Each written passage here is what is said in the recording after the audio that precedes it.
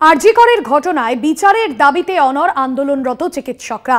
কর্মবিরতি চলছে। আজ বিকেল ৩টে একটি গণকনভেনশন হওয়ার কথা রয়েছে। আজ বিকেল ৩টে গণকনভেনশনের কথা রয়েছে। আরজি করের ঘটনায় বিচারের দাবিতে অনড় আন্দোলনরত চিকিৎসকরা। কর্মবিরতি চলছে। আজ বিকেল ৩টে গণকনভেনশন হওয়ার কথা।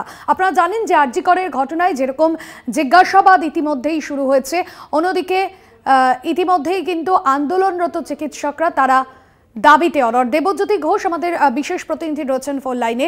দেবজ্যোতি, আরজি করে চিকিৎসকদের কর্মবিরতি জারি, আজ গণকনভেনশন হওয়ার কথা রয়েছে, কি কর্মসূচি, কি কি দাবি দেওয়া রয়েছে তাদের?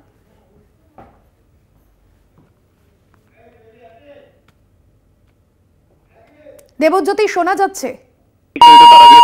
কর্মবিরতি করছেন তারা কিন্তু ইতিমধ্যেই তাদের যে মঞ্চ সেই মঞ্চে উপস্থিত হয়েছেন এবং অত্যন্ত গুরুত্বপূর্ণ গত 16 দিন ধরে যেভাবে চিকিৎসা পরিষেবা এখানে ব্যাহত হচ্ছে তাতে সাধারণ মানুষ অত্যন্ত ক্ষুব্ধ হচ্ছেন।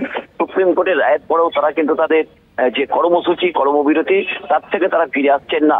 আজ বিকেল 3টের সময় তাদের একটা গণকনভেনশন হওয়ার কথা রয়েছে, যা অত্যন্ত গুরুত্বপূর্ণ। তবে সিবিআই এর পক্ষ থেকে আজকে কোনো অফিসাররা তারা আছেন কিনা, কারণ ইতিমধ্যেই এখানে যে দুর্নীতি হয়েছে, আর্থিক দুর্নীতি, সন্দীপ ঘোষ যখন প্রিন্সিপাল ছিলেন সেই 2 বছরের দুর্নীতি নিয়ে তদন্ত করতে পারেন।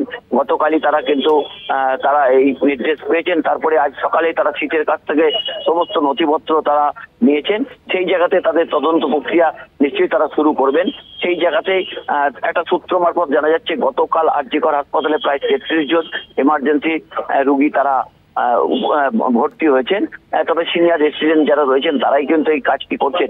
আমি এদিকে আমার ক্যামেরা পার্সনকে দেখাতে অনুরোধ করবো সেই এমার্জেন্সি যে জুনিয়র ডাক্তারদের দ্বারা এমার্জেন্সি চলে সেখানে কিন্তু অচল অবস্থা এখনো অব্যাহত।